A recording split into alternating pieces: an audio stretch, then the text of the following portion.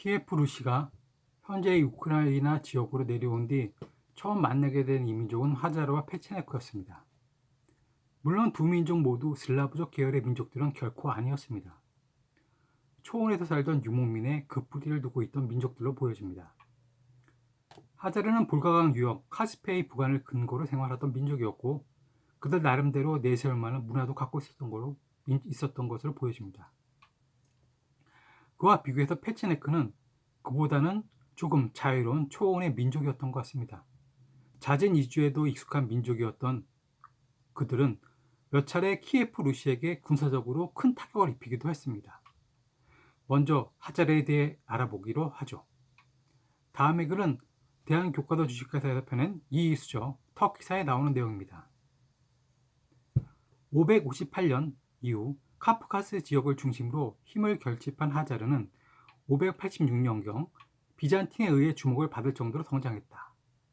중국 사료에서 돌골 카이살로 기록된 하자르는 576년경 흑해까지 세력을 확장한 돌골 제국의 서쪽 지역 일부를 차지한 것으로 보인다.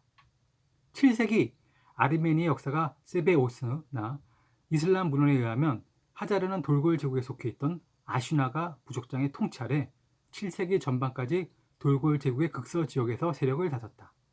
그들은 서돌골이 대외 정책에 협조하여 비잔티를 도와 사산조와 전쟁을 치르기도 했다.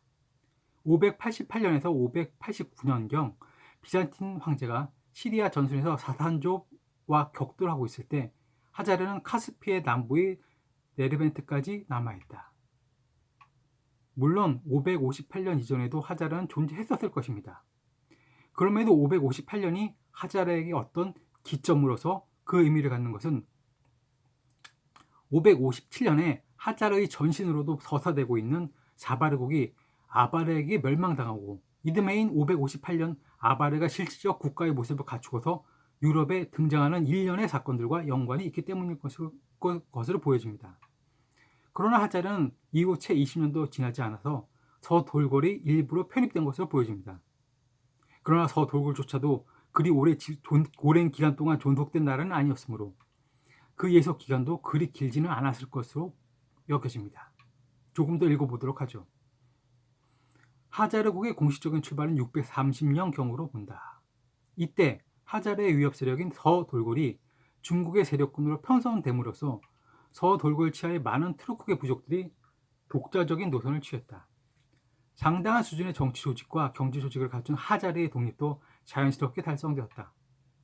하자르와 비잔티의 동맹 관계는 지속되었다.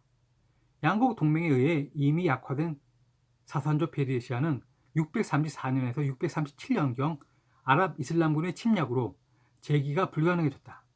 이제 사산조 대신 이슬람 세력이 카프카스로 시리아에서 아나톨리아로 팽창하자 양국 동맹의 결속은 더욱 강화되었다. 이러한 우호 관계는 유스티니아누스 2세와 콘스탄티누스 5세 황제가 하자르 공주와 결혼함으로써 재확인되었다. 이 부분에서 매우 중요한 역사적 사건들이 많이 기술되고 있습니다. 우선 630년에 서돌고르 세력이 약해지면서 하자르가 독립국의 지위를 얻게 됩니다. 그리고 또 얼마 지나지 않아 비잔틴 제국과 줄곧 대적해오던 사산조 페르시아도 아랍 이슬람군의 침략으로 멸망의 길로 접어들게 됩니다. 이 두 사건은 동양과 서양 둘 사이의 문화적 공백이 이슬람 문명으로 채워질 것임을 앞서 보여주고 있습니다. 사산조 페르시아가 무너진 이후 초원의 민족들은 하나 둘 이슬람을 받아들이게 되면서 그로 인해서 그들도 나름의 독자적 문명을 가진 민족들로 거듭나게 되는 것입니다. 하자르도 훈족처럼 아시아의 어딘가 깊숙한 부분에서 출발하여 이주해 왔는지는 확인할 길이 없습니다. 오히려 그보다는 처음부터 유라시아의 초원의 서쪽 어디엔가 살던 민족을 보는 것이 더 합당해 보입니다. 그래서 서돌골이 가장 멀리 서쪽에 다다라 만난 민족이 하자르였던 것입니다. 이후 북진하던 이슬람 세력을 홀로 막아내던 하자르는 880년경 동쪽에서 이주해온 페체네크족이 영내로 들어오면서부터 크게 흔들리기 시작한 것으로 보여집니다.